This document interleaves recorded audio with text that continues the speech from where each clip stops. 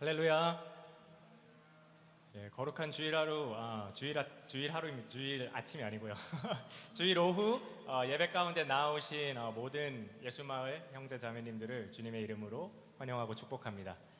네, 지금 아직 또 많은 분들 오고 계신 것 같은데요. 지금 계신 분들끼리만이라도 이렇게 양옆에 앞뒤 좌우 한번 보시면서 인사 한번 나누는 시간 가지셨으면 좋겠습니다.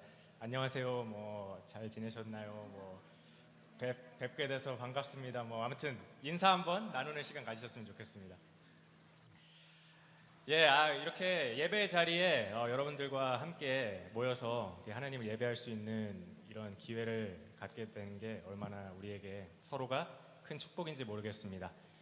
오늘 예배 가운데 정말 우리가 전심으로 하나님을 예배하고 하나님을 기쁘시게 하는 예배 시간이 되고, 또한 예배 가운데 주님의 임재와 또한 주님의 치유, 주님께서 주시는 치유와 회복을 또 경험하고 또 한 주를 살아갈 힘을 얻으시는 그런 예배의 시간이 될 수 있게 간절히 소원합니다. 이 시간 기도 간단히 하고 우리 찬양 가운데 찬양으로 나아가시겠습니다. 먼저 제가 기도하겠습니다.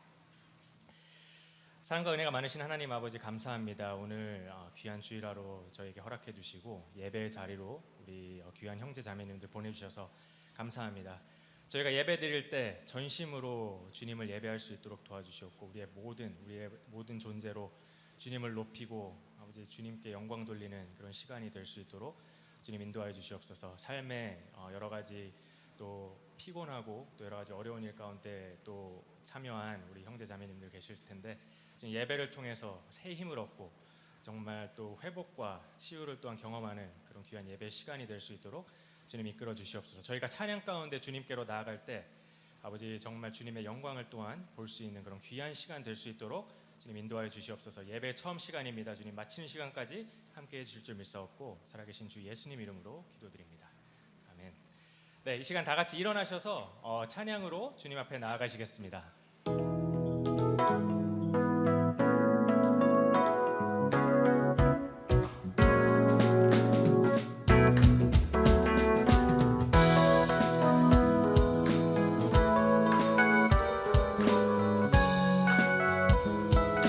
내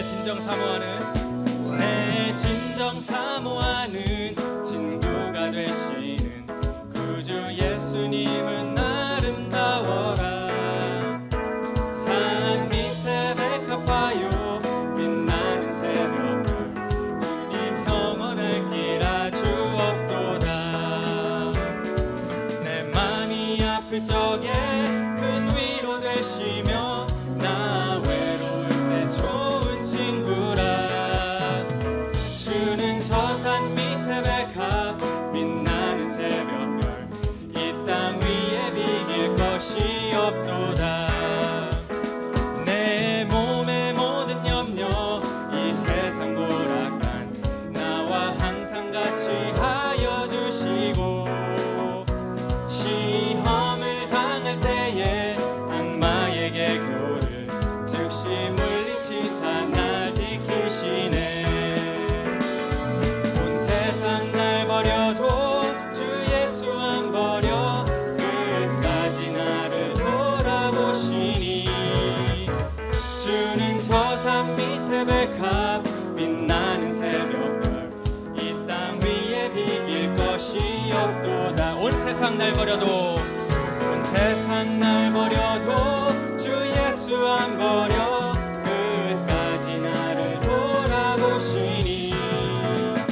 주는 저 산 밑에 백합 빛나는 새벽별, 이 땅 위에 비길 것이 없도다. 내 맘을 다하여서 주님을 따르면 길이 나를 사랑하리니. 물이 두렵지 않고 상검이 겁없네. 주는 높은 산속 내 방패시라.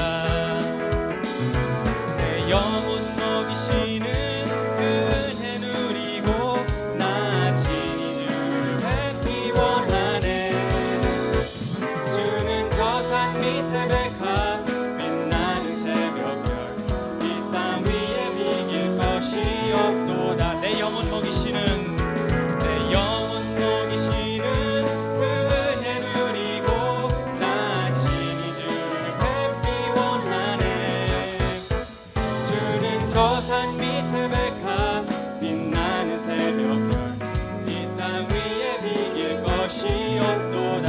마음이 아플 적에 내 마음이 아플 적에 큰 위로 되시며 나 외로울 때 좋은 친구라 주는 저 산 밑에 백합 빛나는 새벽별 이 땅 위에 비길 것이 없도다 이 땅 위에 비길 것이 이 땅 위에 비길 것이 없도다 내 마음이 아플 적에 큰 위로 되시며 나 외로울 때 좋은 친구라 주는 저 산 밑에 백합 빛나는 새벽별 이 땅 위에 비길 것이 없도다 내 맘이 아플 적에 큰 위로 되시며 나 외로울 때 좋은 친구라 주는 저 산 밑에 백합 빛나는 새벽별 이 땅 위에 비길 것이 없도다 이 땅 위에 비길 것이 없도다 이 땅 위에 비길 것이 없도다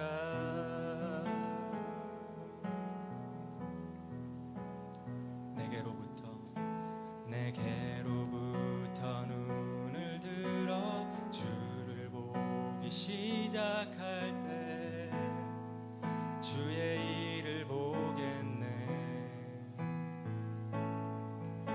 내 작은 마음 돌이키사 하늘에 꿈꾸게 하네 주님을 볼 때 내게로부터 눈을 들어 주를 보기 시작할 때 주의 일을 보겠네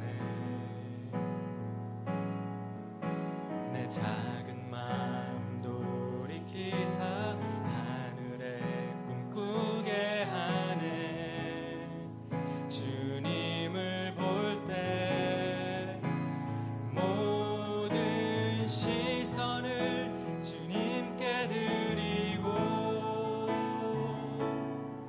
살아계신 하나님을 느낄 때 내 삶은 주의 역사가 되고 하나님이 일하기 시작하네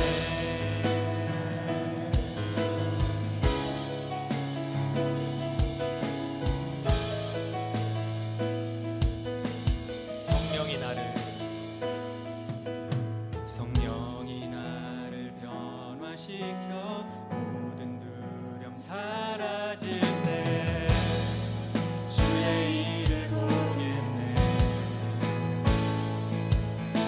황폐한 땅 가운데서 주님 마음 알게 되리 주님을 볼 때 성령이 나를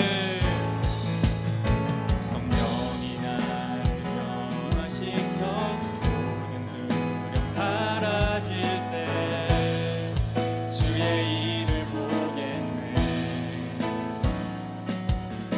황폐한 땅 가운데서 주님 마음 알게 되리 주님을 볼 때 모든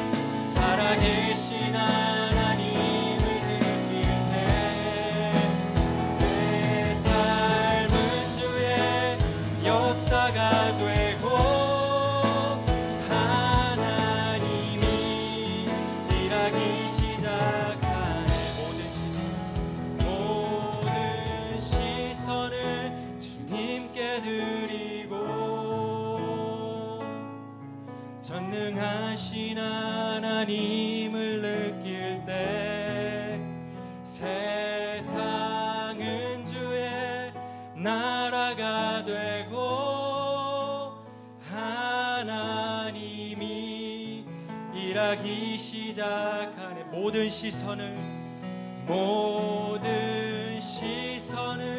주님께 드리고 전능하신 하나님을 느낄 때 세상은 주의 나라가 되고 하나님이 일하기 시작하네.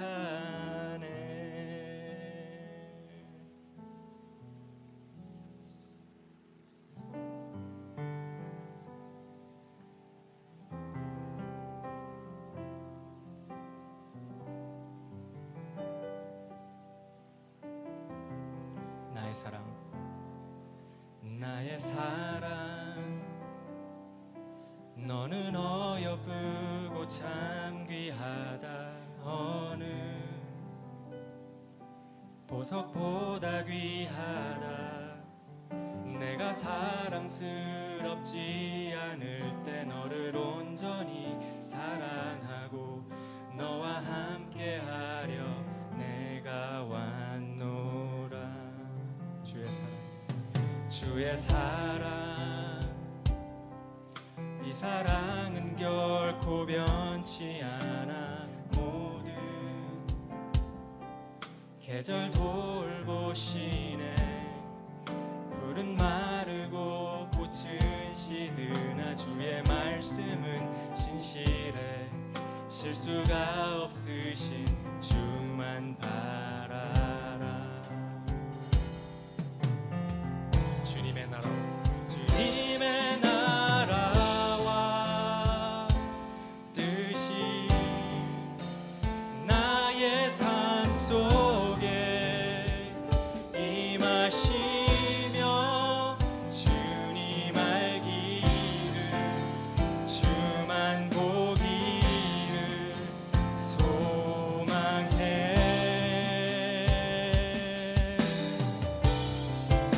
거룩히 살아가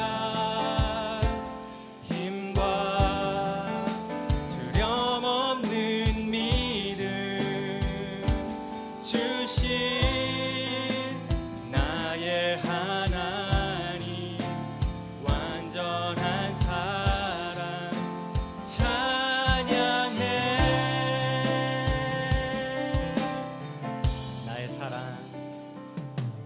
나의 사랑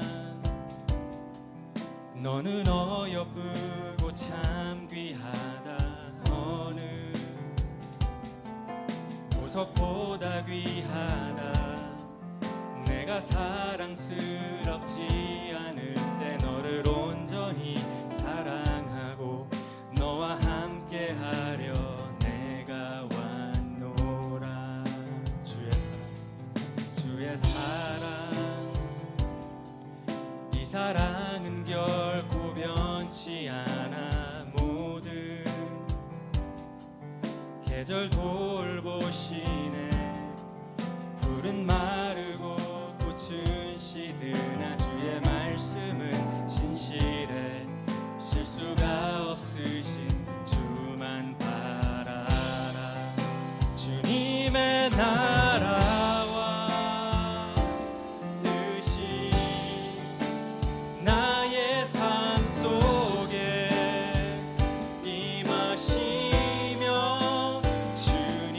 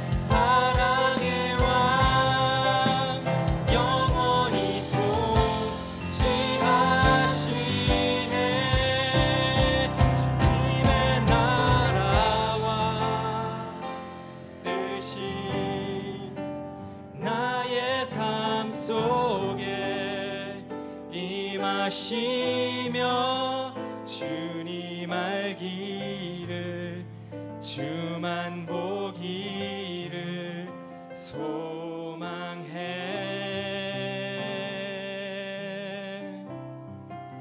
거룩히 살아갈 힘과 두려움 없는 믿음 주실 나의 하나님 완전한 사랑 찬양해 거룩히 살아갈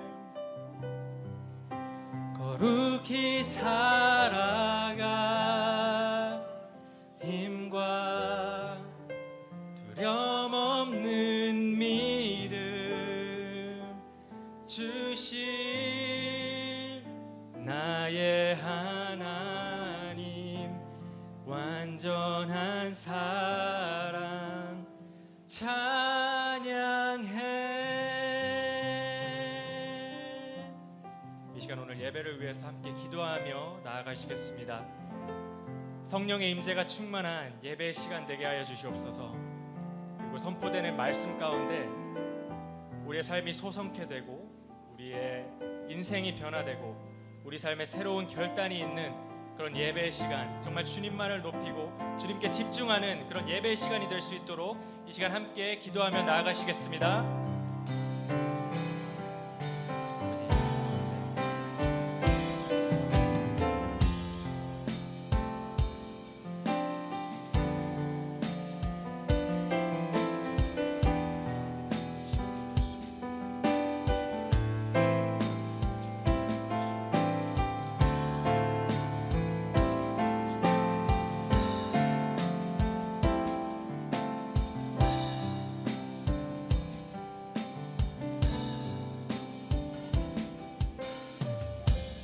일어났습니다. 저희의 이런 어리석음을 고백하니 어리석은 입술과 마음 일자리에 주님 앞에 내려놓습니다. 저에게 정결한 마음 주셔서 온전히 예배만 집중할 수 있도록 허락해 주시옵소서. 청년부를 위해 기도합니다. 주님, 지체 사람 한 사람 모두 각자의 기도 제목이 있고 그 안에 어려움이 있습니다. 저에게 은혜 허락해 주셔서 저희 스스로의 힘으로 나아가지 아니하고 주님만 의지하며 주님과 함께 그 어려움을 풀어나갈 수 있도록 동행하여 주시옵소서. 오늘은 사순절 네 번째 주일입니다. 사순절을 보내며 주님께서 주신 크신 사랑과 은혜를 기억하며 찬양드리기를 원합니다. 십자가의 은혜로 저희를 구원하신 하나님의 놀라운 사랑 또한 감사드립니다.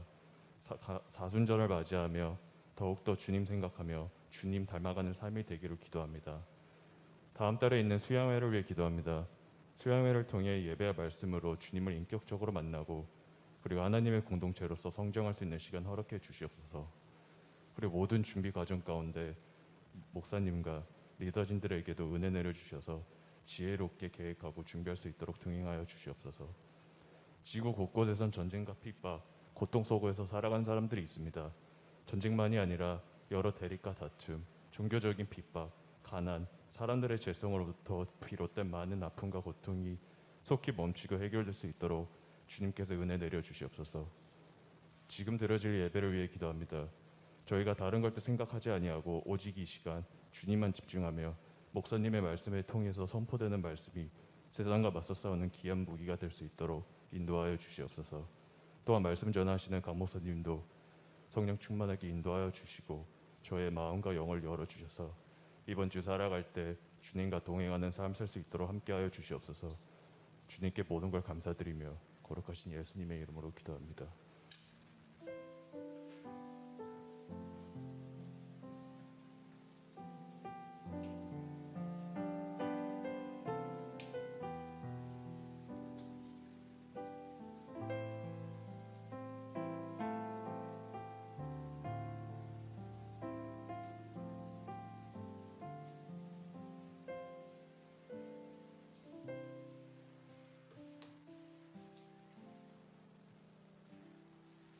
네, 함께 예수마을 예배로 나오신 여러분 주님의 이름으로 환영하고 축복합니다.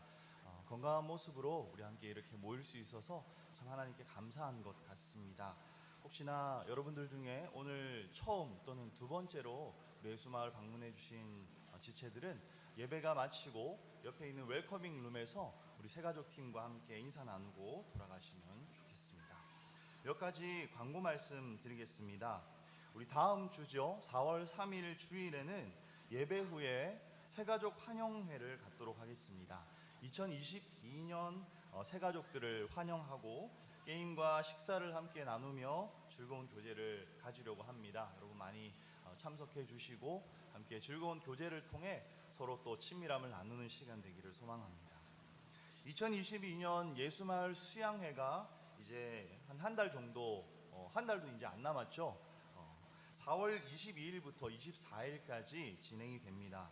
금요일 저녁부터 주일 저녁까지인데요. 2박 3일이지만 되게 짧은 시간인 것 같습니다. 여러분들 길지 않은 시간이지만 그래도 이 시간에 우리가 함께 집중하면서 주님을 만나고 또 주님의 은혜를 우리 믿음의 공동체 형제 자매들과 함께 나눌 수 있는 귀한 시간이 되기를 바랍니다. 여러분 스케줄을 미리부터 준비를 좀 해주시고 함께 4월 22일 금요일 저녁부터 24일 주일까지 함께 수양회에 참석하셔서 많은 은혜 받으실 수 있기를 바랍니다. 24일 주일 예배는 수련의 장소에서 예배를 드리도록 하겠습니다. 그리고 마지막으로 이제 곧 고난주간과 부활주일이 다가옵니다. 4월 17일이 부활주일이거든요. 그래서 그 전주 월요일, 그 전 월요일부터 금요일까지는 저희 교회가 고난주간으로 지키고 있습니다. 그리고 고난주간에는 항상 특별 새벽 기도회가 있습니다. 이번에도 특별 새벽 기도회가 있을 텐데요. 월요일부터 금요일까지 오전 5시 30분에 함께 교회에서 모여서 특별 새벽 예배로 그렇게 하나님 앞에 올려드리고, 특별히 금요일에는 성금요일이라고 해서 저희가 함께 성찬식을 나누는 시간을 새벽에 또 가지려고 합니다. 여러분 용기를 내셔서 새벽을 일찍 깨우시고 은혜의 자리로 나와 예수 그리스도의 우리를 위해 흘리신 그 피와 그 고난들을 함께 기념하고 감사의 마음을 주님 앞에 올려드리는 그러한 시간이 되기를 소망합니다. 네, 그럼 이 시간 우리 함께 헌금 드리는 시간 갖도록 하겠습니다. 우리 임내 찬양하시면서 뱀모통에 또는 뒤에 있는 헌금함을 통해서 헌금하시면 되겠습니다.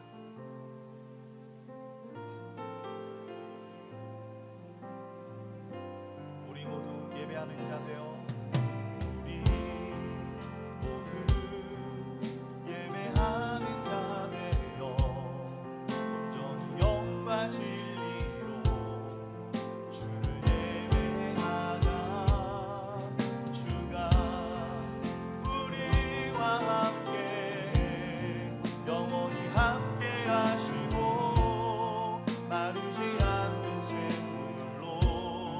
다시 한번 찬양합니다.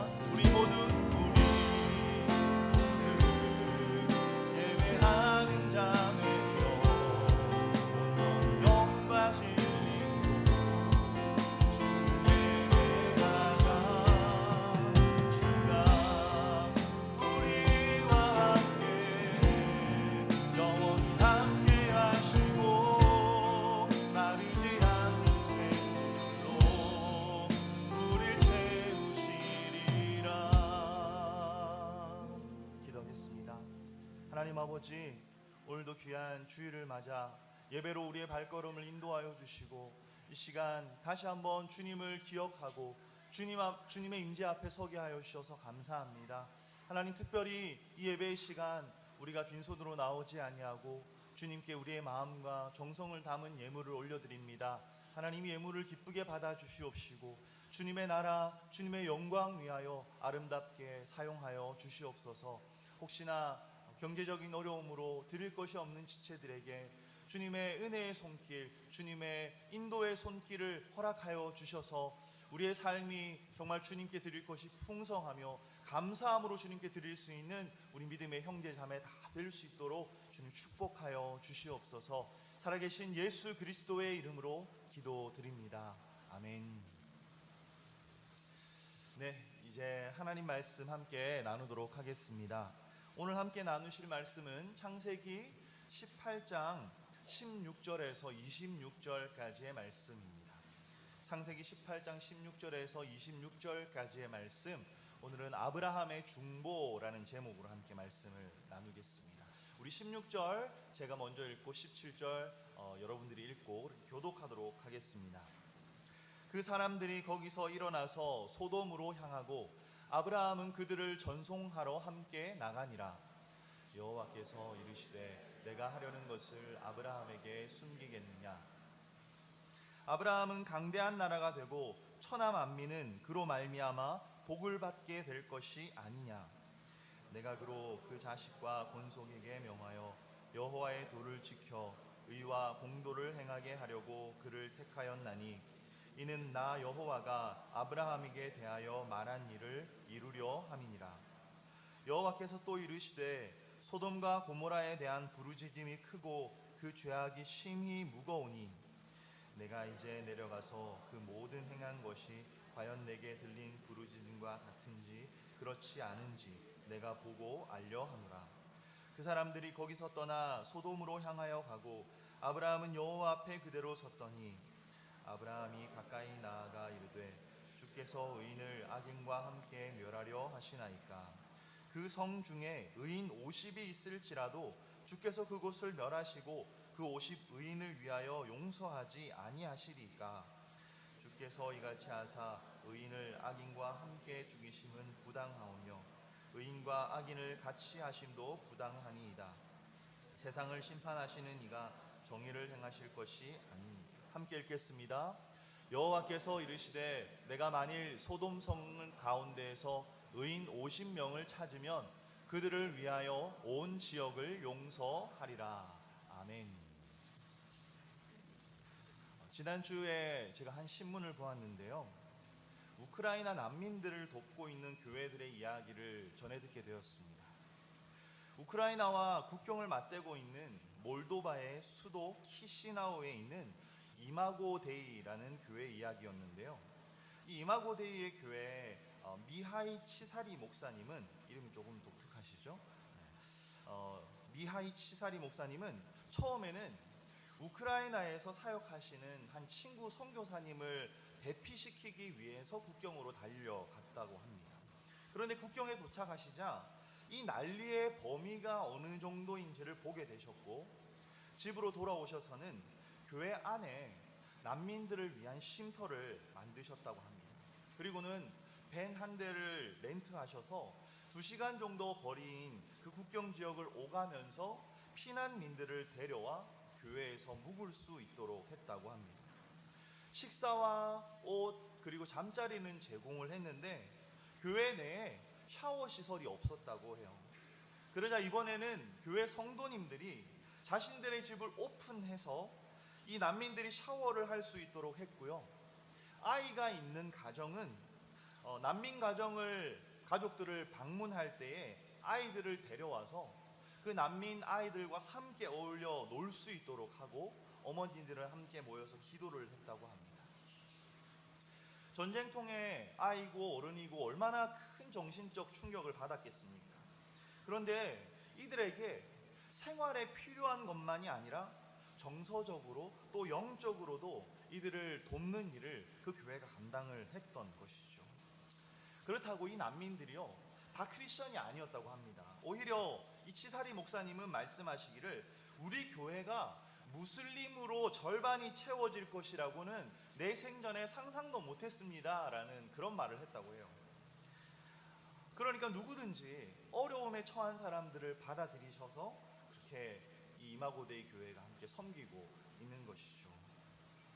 참 우리가 지난주에 나눴던 그 아브라함이 보여주었던 그리스도인의 환대, 그 모습을 이 교회가 참 잘 구현하고 있는 것이 아닌가 싶습니다.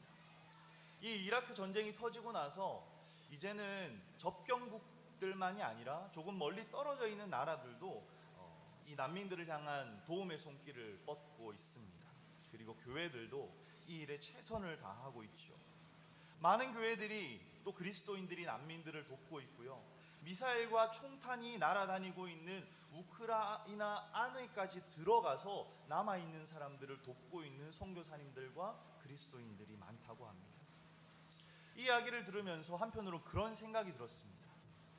유럽의 교회들이 너무나도 약해져서 이제는 유럽이라는 땅이 선교지로 불릴 정도인데, 이런 연약한 교회들이 어쩌면 이번 기회를 통해서 다시 일어설 수 있는 힘을 얻을 수도 있겠다, 그런 생각이 들었습니다.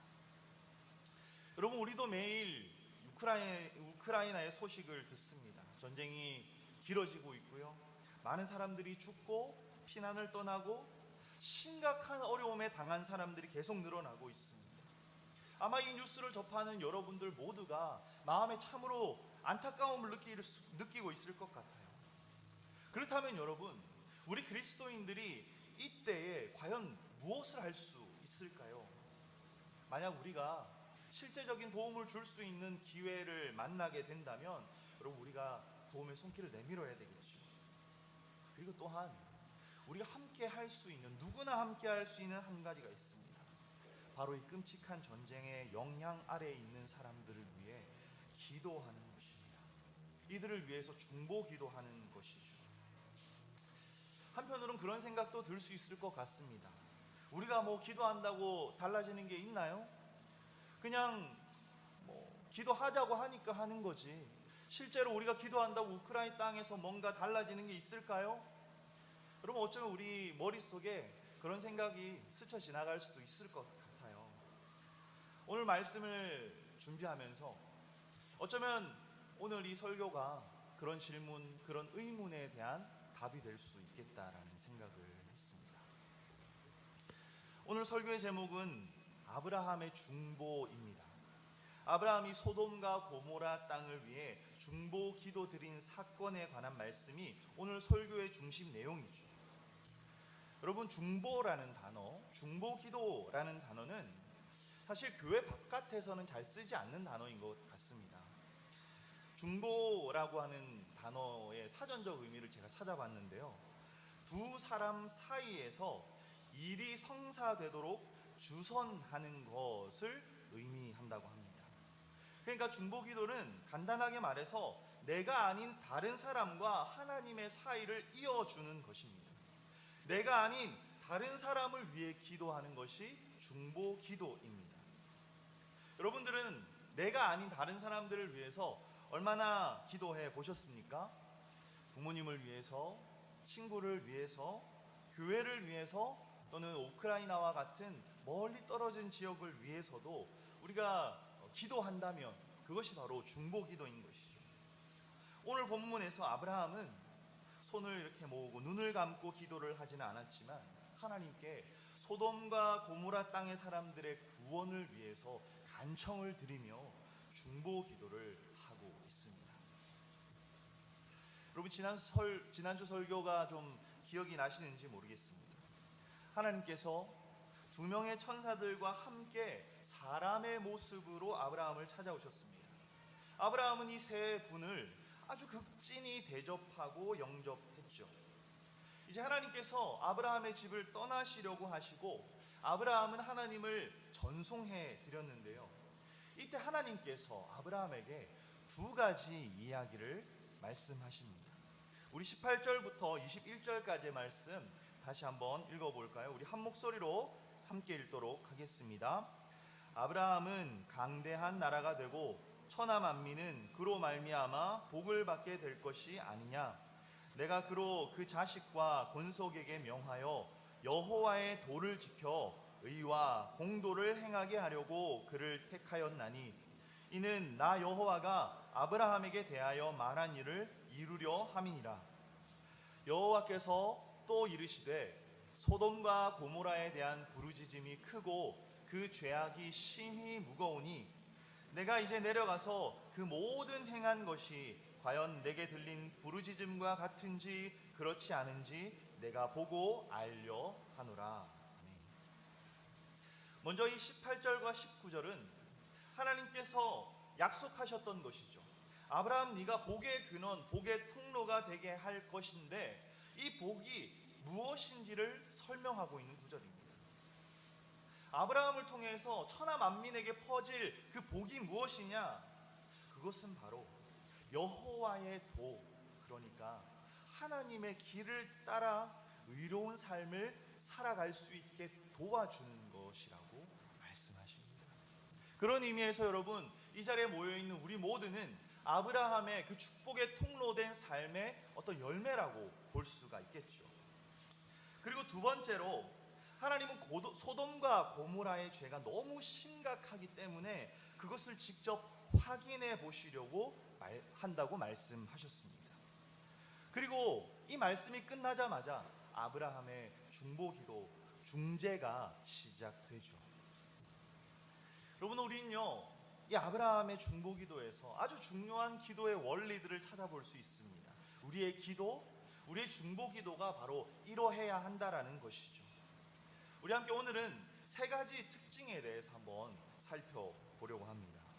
아브라함의 중보기도의 특징 중 첫 번째는 바로 아브라함이 기도가 하나님의 마음을 헤아리는 기도였다라는 것입니다. 하나님의 마음을 헤아리는 기도. 여러분, 기도가 무엇입니까? 저명한 기독교 작가 필립 얀시는 기도는 우리 속 사람을 거룩한 세계로 들여보내는 작업이라고 했습니다. 아주 작가다운, 좀 되게 어려운 고상한 말을 써서 이야기를 했는데요. 결국은 이 뜻입니다. 나라는 존재가 하나님과 만나는 거룩한 세계로 들어가는 것이 바로 기도라는 것이죠. 여러분, 그래서 기도는 하나님과 내가 만나는 시간입니다. 하나님과 대화를 나누는 시간입니다. 이슬람 교도들은요, 하루에 5번 정해진 시간에 메카 쪽 방향을 향해서 기도한다고 합니다.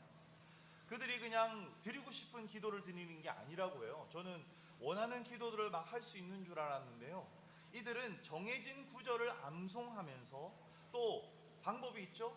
머리를 땅에 이렇게 대면서 기도를 한다고 합니다. 그게 이슬람 교도들에게 정해진 기도 방식이라고 해요. 하지만 우리 그리스도인들에게는 정해진 시간이나 장소, 정해진 내용이나 방식이 없습니다. 그리스도인들에게 중요한 것은 이 기도를 통해서 하나님을 만나는 것입니다. 눈을 감으면 주위와 단절이 된 채로 영이신 하나님께 집중하며 기도를 드리고, 눈을 뜨고 기도한다면 자연을 바라보며 만물을 지으신 하나님께 기도합니다. 그렇게 우리는 기도를 통해서 하나님과 만나고 하나님과 대화를 나누려고 하는 것이죠. 그런데 여러분, 이 기도를 통해서 우리가 추구하는 또 한 가지가 있습니다. 그것은 바로 기도를 통해 하나님의 마음을 깨닫고 하나님의 마음을 닮아가는 것입니다.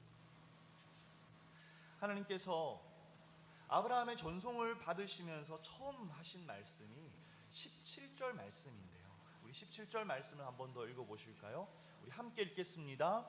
여호와께서 이르시되 내가 하려는 것을 아브라함에게 숨기겠느냐. 아멘. 내가 하려는 것을 아브라함에게 숨기겠느냐. 여러분, 이 말씀은요, 단순히 우리가 읽었던 18절부터 21절까지 나와 있는 그 두 가지 사건에 대해서 가리키고 있는 것은 아닙니다. 하나님께서 아브라함에게 알려주시고자 하셨던 것은 그 말씀 속에 담겨 있는 속뜻, 하나님의 마음까지도 알려주시기를 원하셨습니다. 아브라함은 그래서 하나님의 18절부터 21절까지의 말씀을 듣자마자 깨달을 수가 있었던 것이죠. 여러분, 하나님께서 어떤 말씀을 하셨습니까? 두 가지가 무엇이었다고요? 천하 만민이 너를 통하여 하나님의 길, 하나님의 의, 하나님의 공의를 따라 살아갈 수 있도록 너를 복의 통로로 사용하겠다는 것이죠. 그리고 소돔과 고모라의 죄악을 하나님께서 직접 확인해 보시겠다는 말씀이었습니다. 여러분, 여기에 어디 봐서 하나님께서 소돔과 고모라를 멸하시겠다, 심판하시겠다라는 말씀이 들어 있습니까? 하나님 그 말씀을 하지 않으셨습니다. 하지만 아브라함은 하나님의 말씀을 듣자마자 무슨 일이 일어나게 될지를 깨달았습니다. 나도 익히 소문으로 들은 그 소돔과 고모라 땅의 죄악을 하나님께서 확인하시면 이후에는 엄한 심판이 임하겠구나. 그렇다면 내가 복의 통로로 부르심을 받았다면 나의 역할은 그들의 용서를 위해, 그들의 구원을 위해 기도하는 중보자의 역할이겠구나. 그것을 아브라함이 깨닫게 되었던 것입니다. 그래서 그는 하나님께 중보 기도를 시작한 것이었습니다. 여러분, 우리의 기도도 마찬가지입니다. 기도는 단순히 우리의 필요를 아뢰는 시간이 아니죠. 그보다 더 근본적으로 우리의 기도는 우리가 하나님의 뜻을 분별하고 하나님의 마음을 헤아리고 그것을 붙잡고 기도하는 시간입니다. 그래서 기도를 드리면 드릴수록 나는 점점 더 작아지고 하나님께서 내 속에서 점점 더 커져가는 시간입니다. 이런 기도의 은혜를 우리 모두가 함께 누릴 수 있기를 바랍니다. 아브라함이 자신의 중보 기도를 통해 우리에게 보여준 특징 두 번째는요, 바로 겸손함과 간절함으로 드린 기도였다는 것입니다. 겸손함과 간절함으로 드린 기도. 어떤 목사님은요, 이 아브라함의 중보 기도가 담겨 있는 이 창세기 18장 말씀을 읽으시면서 이런 얘기를 하시더라고요. 아브라함의 줄기세포 안에 중국 상인들의 어떤 정신이 담겨 있는 것 같다라고 이야기를 하시더라고요. 저는 반대로 깎고 깎는 그 상인 정신이 아브라함에게서부터 비롯된 게 아닌가라는 생각이 들었습니다. 아브라함이 처음 하나님께 제시했던 숫자가 몇 명이었죠? 50명이었습니다. 그런데 45명으로 깎고 40명으로 깎고 30명, 20명, 마지막에는 10명까지 무려 80% DC를 받아서 10명의 의인만 있어도 소돔과 고모라를 용서해 주십시오. 이렇게 통 큰 기도를 하나님께 올려드렸습니다. 아브라함에게도 참 좀 그 얼굴의 철판 두께가 좀 두꺼웠던 것 같습니다. 그런데 여러분, 그때마다 하나님은 그래, 너의 말대로 하마, 항상 아브라함에게 예스로 응답하셨습니다. 근데 여러분, 이런 의문 한번 들어보신 적 없으십니까? 왜 10명일까? 왜 아브라함이 10명을 했을까? 10명까지 하고 멈췄을까? 이왕 갈 거면 한 명까지 가면 뭐 완전히 구원받을 수 있는, 용서받을 수 있었을 텐데 왜 10명이었을까? 사실 이 10명에 대한 견해들이 여럿 있습니다. 그 중에 가장 일리가 있는 두 가지 견해를 말씀드리자면, 먼저 아브라함은 조카 롯의 가정을 생각했기 때문에 10명에서 멈췄다라고 하는 견해가 있습니다. 아브라함의 조카인 롯이 그 가족들과 함께 이 소돔과 고모라 땅에 살고 있지 않았습니까? 그러니까 롯이 있고 롯의 아내가 있고 두 딸이 있고 또 사위가 있었으니까 6명이잖아요, 총. 그러면 이래저래 생각하면 적어도 소돔과 고모라 땅에 10명의 의인은 있었겠지, 그런 생각에서 하나님께 그냥 10명까지만 기도하고 끝냈다라는 것입니다. 그리고 또 한 가지 견해는 이스라엘 사람들에게요, 한 사회, 한 공동체를 이루는 최소의 숫자가 10명이라고 합니다. 그러니까 최소한 10명의 숫자의 의인들만 있다면 이 공동체는 의인들로 구성된 사회이고, 그렇다면 적어도 하나님의 심판을 면할 수 있을 만한 그런 공동체라는 견해입니다. 여러분, 그 이유가 어찌됐든 아브라함은 50명에서 10명까지 무려 6번이나 번복하면서 기도하고 또 기도하며 하나님의 자비를 구했습니다. 여러분, 아브라함이 얼마나 간절한 마음으로 하나님께 중보 기도를 드렸는지 느껴지십니까? 또 그는 하나님께 기도를 드릴 때마다 아주 공손히, 혹시나 하나님의 마음을 상하게 해드리지는 않을까 아주 겸손한 말투로 하나님께 기도를 드립니다. 여러분, 그렇다면 우리의 기도는 어떻습니까? 혹시 우리는 하나님께 당연히 받아내야 할 어떤 빚이라도 있는 것처럼 교만하게 하나님께 무언가를 요구할 때가 있지는 않습니까? 하나님께 따지고 있을 때는 있지 않습니까? 여러분, 우리가 만약 대통령 앞에 선다면 우리의 자세가 어떨까요? 제가 옛날에 브라질에서 통역을 하면서 이명박 대통령 앞에 한번 서본 적이 있습니다. 이명박 대통령이 그 브라질 순방한다고 비행기에서 내릴 때인데요, 사람들이 다 많이 모여가지고요, 그 대통령님을 맞이하는 거예요. 근데 막 다들 박수를 치더라고요. 그 이명박 대통령이 비행기에서 나타나니까. 저는 이명박 대통령에 대한 감정이 그렇게 좋진 않았어가지고 박수는 안 쳐야 되겠다라는 생각을 하고 있었는데 다치니까 저도 어느 순간 이렇게 박수를 치고 있더라고요. 대통령 앞에 서면 겸손해집니다, 여러분. 작아져요. 우리가 우리 회사의 사장님 앞에서도 학교의 선생님 앞에서도 겸손한 자세를 취합니다. 그렇다면 늘 우리가 받을 자격이 없는 은혜를 베풀어 주시는 하나님 앞에 설 때 우리의 태도가 어떠해야 하는지는 너무나도 분명하죠. 여러분들도 기도의 자리로 나아갈 때, 하나님 앞에 기도 드릴 때에 겸손함과 간절함으로 여러분들의 기도의 자리를 세워갈 수 있기를 바랍니다. 마지막으로 아브라함의 중보기도가 갖는 특징 세 번째는 바로 그가 의인들만을 위해서가 아니라 죄인들을 위해 기도했다라는 사실입니다. 여러분, 소돔과 고모라 땅은 악명이 자자한 땅이었습니다. 아브라함도 알고 있는 지극히 악한 땅이었어요. 그곳에는 의인들이 10명도 없는 그런 땅이었습니다. 하지만 아브라함은 그 땅을 위해서, 그 악한 땅, 그곳에 있는 죄인들을 위해서 기도했습니다. 하나님의 심판은 늘 정의롭죠. 오늘 본문에도 하나님은 소돔과 고모라의 죄악을 그 누구보다도 잘 아시면서도 그 땅에 천사 2명을 보내십니다. 왜요? 확인하시기 위해서. 과연 나에게 들린 그 죄악상이 과연 정말 진짜인지 아닌지 확인하러 보내셨다라는 것입니다. 여러분, 이 모습을 보시면서 여러분 어떤 생각이 드세요? 하나님이 옛날에 여러분 그 북한의 핵무기 만들 때 이렇게 실사단을 파견해가지고 그걸 막 이렇게 감시하고 점검하고 했던 그런 적이 있었습니다.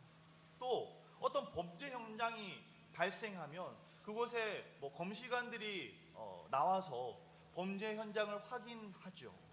여러분, 하나님께서 천사들을 소돔과 고모라로 보내신 것은 이처럼 어떤 죄의 꼬투리, 어떤 죄의 증거들을 잡기 위해서가 아닙니다. 여러분, 이 모습 속에는요, 하나님께서 어떻게 하든지 죄인들을 심판하지 않으려고 하시는 그 하나님의 마음이 담겨 있습니다. 혹시라도 이들이 죄악이 그와 같지 않다면, 혹시라도 하나님께서 이들을 용서하실 수 있는 방법이 있다면 하나님께서 용서하시고자 하시는 그 마음이 담겨 있는 것입니다. 또한 혹시나 그들이 심판을 받게 되더라도 그들이 받아야 할 정당한 심판 외에 더 많은 심판을 받지 않기 위해 하나님께서는 천사 2명을 보내 직접 확인하셨던 것입니다. 여러분, 만약 하나님께서 우리에게 판결을 내리신다면 그 누가 하나님의 판결 앞에 반기를 제기할 수 있겠습니까? 정말 그렇지 않기를 바라지만 만약 여러분들 중에, 우리 중에 누군가가 저 마지막 날 하나님의 심판대 앞에 섰을 때 하나님께서 우리를 지옥행으로 명하신다면 여러분, 과연 우리가 그 하나님의 명령 앞에 어떤 이의를 제기할 수 있겠습니까? 저도 마찬가지예요. 하나님께서 만약 저를 지옥으로 보내신다면 저는 하나님의 자비를 구할 뿐 하나님 앞에 내가 의롭다고 하나님의 판결의 이의를 제기할 수는 없을 것 같습니다. 하나님은 심판하기를 기뻐하지 않으십니다. 오히려 성경은 하나님이 죄를 용서해 주시고 구원하기를 원하신다고 말씀하십니다. 한 사람이라도 더 구원하고자 하시는 하나님의 마음이 바로 우리 예수 그리스도의 십자가에 새겨져 있지 않습니까, 여러분? 그래서 시편 86편 5절은 이렇게 이야기합니다. 우리 한 목소리로 읽어보도록 하겠습니다. 함께 읽겠습니다. 주는 선하사 사죄하기를 즐거워하시며 주께 부르짖는 자에게 인자함이 후하십니다. 선하신 하나님께서는 사죄하기를, 우리의 죄를 용서해 주기를 기뻐하시고 즐거워하십니다. 그리고 우리가 잘 아는 요한복음 3장 16절 말씀도 한번 볼까요? 우리 표준 새번역 버전인데요, 한 목소리로 한번 읽어보겠습니다. 하나님이 세상을 이처럼 사랑하셔서 독생자를 주셨으니 누구든지 그를 믿으면 멸망하지 않고 영생을 얻을 것이다. 아멘. 여러분, 하나님께서 말씀하시고 계십니다. 이 세상 사람들, 이 땅의 사람들을 너무나도 사랑하셔서 하나밖에 없는 아들 예수 그리스도를 보내주셔서, 그리고 누구든지 예수를 믿으면 결코 멸망하지 않고 영원한 생명을 주실 것이라고 약속하십니다.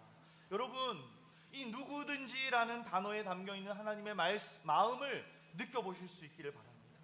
아무리 죄와 허물로 뒤덮인 죄인일지라도, 아무리 죽기 직전까지 살인과 강도짓을 한 악인일지라도 예수 그리스도를 믿기만 하면 구원해 주시겠다라고 하는, 구원의 은혜를 베푸시겠다고 하시는 하나님의 마음이 바로 이 누구든지라고 하는 단어에 담겨 있는 것입니다.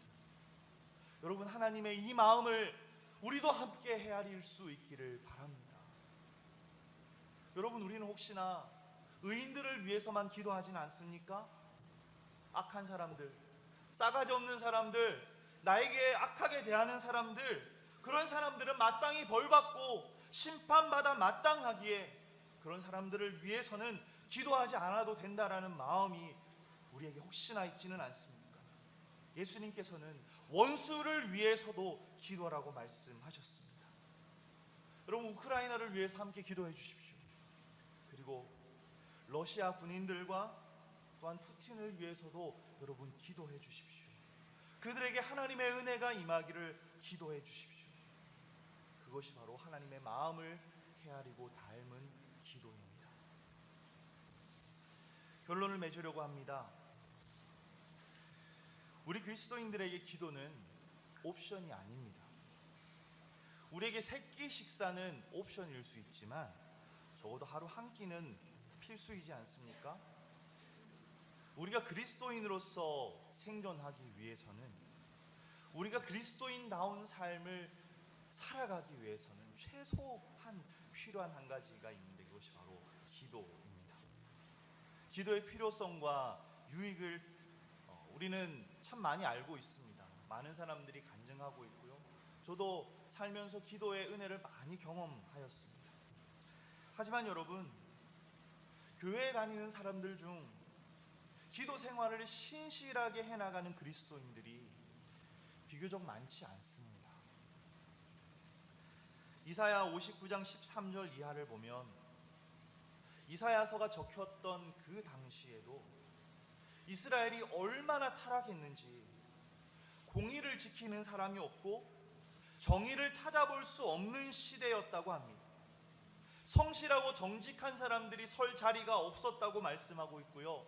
오히려 악을 피하고 선을 구하는 사람들이 억울한 일을 당하는 때였다고 합니다. 어쩌면 사람들은 그런 생각을 했을 것 같습니다. 어떻게 세상이 이토록 악할 수가 있냐고, 어떻게 의인이 이토록 고통을 받고 악인이 오히려 득세할 수 있느냐고 소리칠지도 모르겠습니다. 그런데요, 하나님은 다른 곳을 바라보시니, 하나님의 마음은 다른 곳을 향하여 있었다라는 것을 이사야서는 우리에게 알려주고 있습니다. 우리 이사야 59장 15절 후반부부터 16절까지의 말씀을 우리 한 목소리로 읽어보도록 하겠습니다. 우리 15절 16절 함께 읽겠습니다. 여호와께서 이를 살피시고 그 정의가 없는 것을 기뻐하지 아니하시고 사람이 없음을 보시며 중재자가 없음을 이상히 여기셨으므로 자기 팔로 스스로 구원을 베푸시며 자기의 공의를 스스로 의지하사. 아멘. 여러분, 16절 말씀을 한번 집중해서 보십시오. 한 번만 더 띄워주시겠습니까? 사람이 없음을 보시며 중재자가 없음을 이상히 여기셨다고 합니다. 여러분, 이 말씀이 무슨 뜻입니까? 세상에 악이 가득해서 그래서 이상하게 여기셨다라는 것이 아닙니다. 세상이 불의하고 많은 사람들이 고통받으며 힘들어하고 있는데 그것을 알면서도 왜 이들을 위해서 중재하는 자가 없는지, 왜 기도하는 자가 없는지, 그것이 이상하다고 말씀하고 계십니다.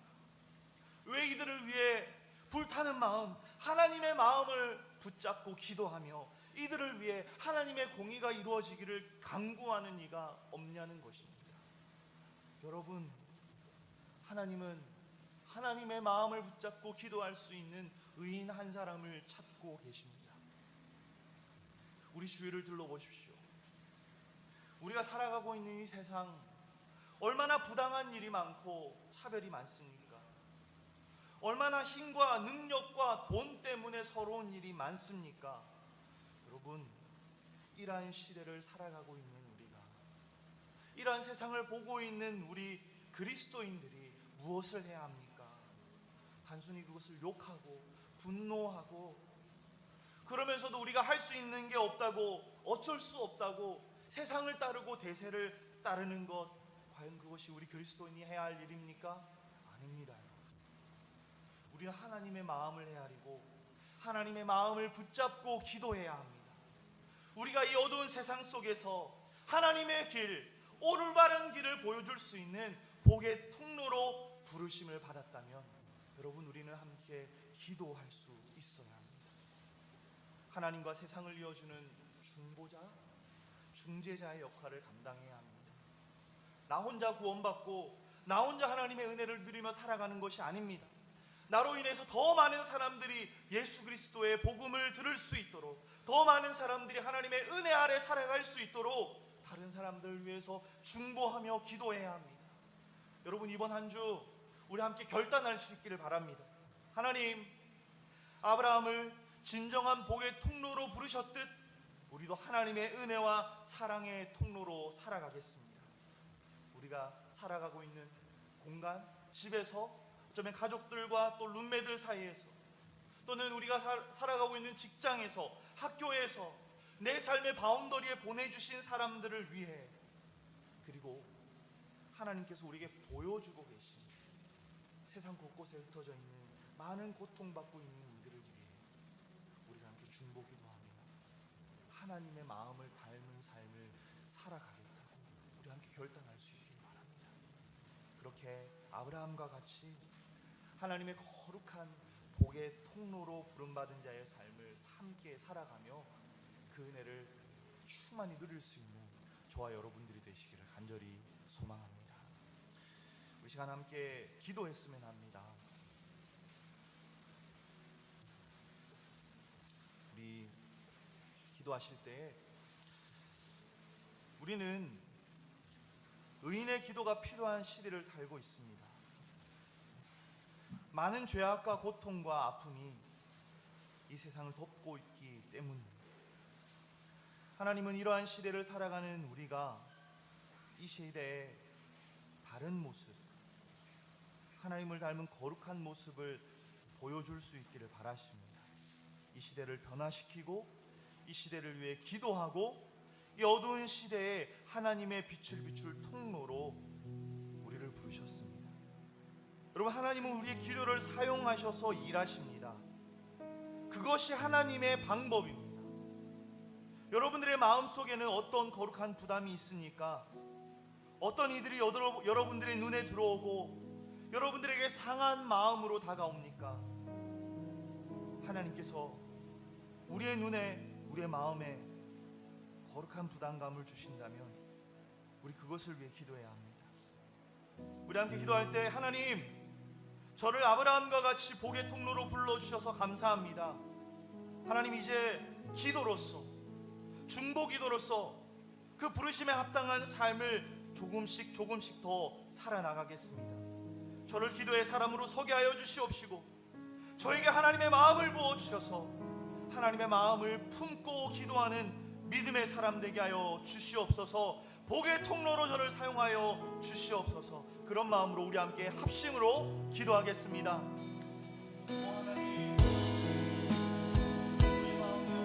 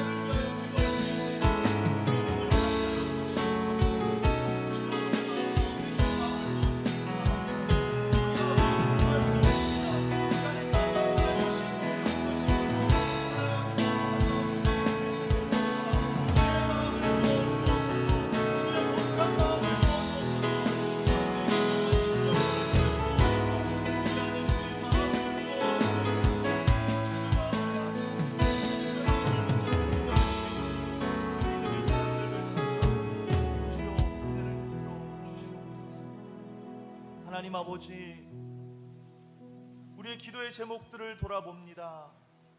어쩌면 우리는 너무 우리 자신을 위해서만 기도하고 있는 것은 아닌지, 어쩌면 하나님 우리는 기도하지도 못하고 있는 것은 아닌지, 주님 우리의 삶을 돌아봅니다. 하나님 우리에게 기도의 영을 부어 주옵소서. 하나님 우리에게 하나님의 마음을 불어넣어 주시옵소서. 우리에게 기도하고자 하는 마음을 주시옵소서. 우리에게 하나님의 마음을 이해하고 그 마음을 깨닫고 그 마음을 품고자 하는 마음을 허락하여 주시옵소서. 주여, 우리 안에 주님의 소원을 두셔서 일하시는 하나님, 주여 우리에게 주님의 마음을 부어 주옵소서. 우리에게도 거룩한 부담감을 주시옵소서. 하나님께서 보여주시는 것들, 하나님께서 느끼게 해주시고 우리 마음에 상한 심령으로 다가오게 하시는 것들을 우리가 품고 함께 기도할 수 있기를 소망합니다. 하나님, 그렇게 우리가 하나님의 복, 하나님의 그 거룩하신 복의 통로로 쓰임받는 믿음의 사람들 되기를 소망합니다. 주여, 우리를 긍휼히 여겨 주시옵소서. 주여, 우리에게 자비를 베풀어 주시옵소서. 주여, 우리에게 하나님의 마음을 부어 넣어 주시옵시고, 하나님 우리가 먼저 하나님의 그 기도의 열정, 기도의 은혜, 기도의 능력을 경험할 수 있도록 축복하여 주시옵소서. 이번 한 주 더욱더 주님의 마음을 품고 기도할 수 있기를 결단합니다. 주여, 우리 마음 가운데 주시는 그 생각들, 그 마음들, 그 감정들을 붙잡고 하나님 앞에 간절히 하지만 겸손히 기도하며, 하나님 우리가 좋은 것, 의인들을 위해서만을 위해 기도하는 것이 아니라 악하고 상한 것, 연약한 것, 죄인들을 위해서도 마음을 다하여 기도할 수 있는 믿음의 사람들 될 수 있도록 축복하여 주시옵소서. 그렇게 우리를 구원해 주시기 위하여 중보자로 오신 예수 그리스도를 닮은 참된 믿음의 길을 우리도 함께 걸어갈 수 있도록 주님 축복하여 주시옵소서. 이제는 우리 주 예수 그리스도의 은혜와 하나님의 다함 없는 사랑하심과 성령님의 감화 감동 교통 우리 가운데 함께 하시는 역사가 복의 통로로서 하나님의 마음을 품고 기도하기를 결단하는 이 자리에 머리 숙인 모든 하나님의 백성들 머리 위에, 또 그들의 삶 위에 이제로부터 영원까지 함께 하시기를 간절히 기도하옵나이다. 아멘.